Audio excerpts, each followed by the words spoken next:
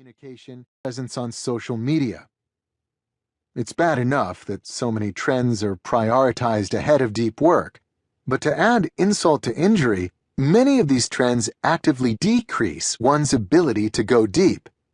Open offices, for example, might create more opportunities for collaboration, but they do so at the cost of massive distraction.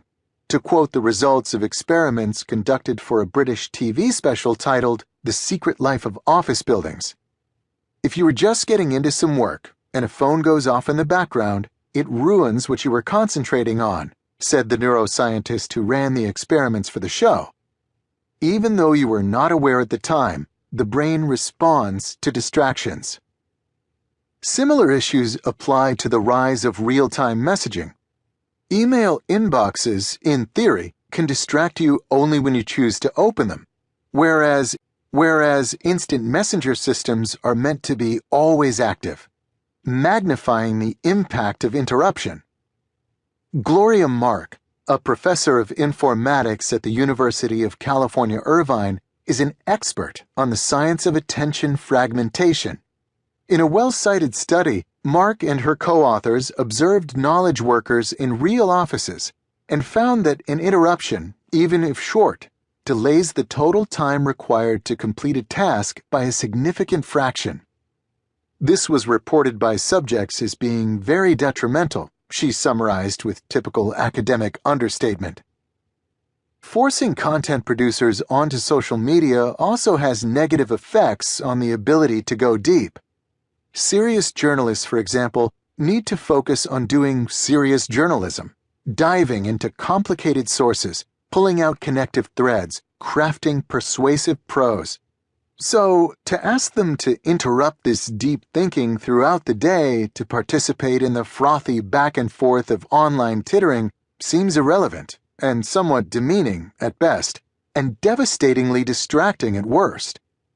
The respected New Yorker staff writer George Packer captured this fear well in an essay about why he does not tweet. Twitter is crack for media addicts. It scares me, not because I'm morally superior to it, but because I don't think I could handle it. I'm afraid I'd end up letting my son go hungry. Tellingly, when he wrote that essay, Packer was busy writing his book, The Unwinding, which came out soon after and promptly won the National Book Award, despite, or perhaps aided by, his lack of social media use.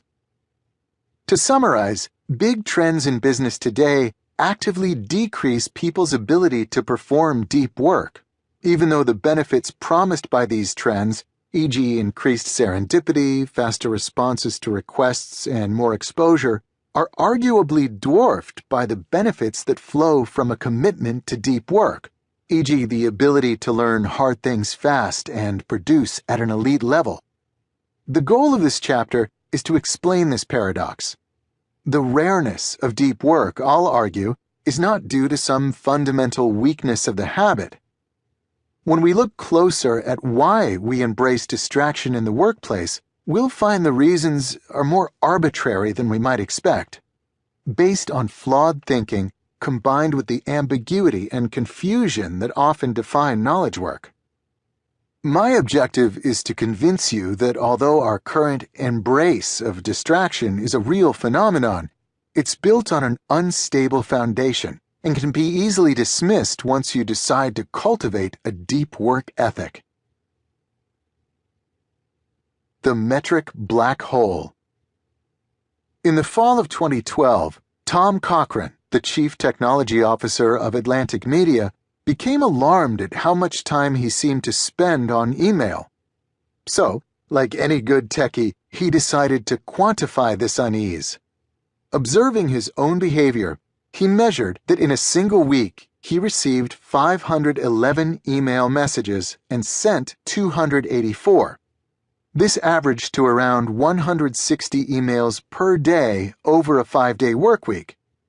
Calculating further, Cochran noted that even if he managed to spend only 30 seconds per message on average, this still added up to almost an hour and a half per day dedicated to moving information around like a human network router. This seemed like a lot of time spent on something that wasn't a primary. Great day, good people. This is Mr. James Dixon of CareerOnlineBusiness.com. Yes, deep work. How do you apply? What are the techniques and strategies to apply deep work towards your internet business? Ebooks, video courses, seminars, webinars. Powerful, good people. Get the book. I'm digging off into it as well. Talk to you soon. See you on the inside.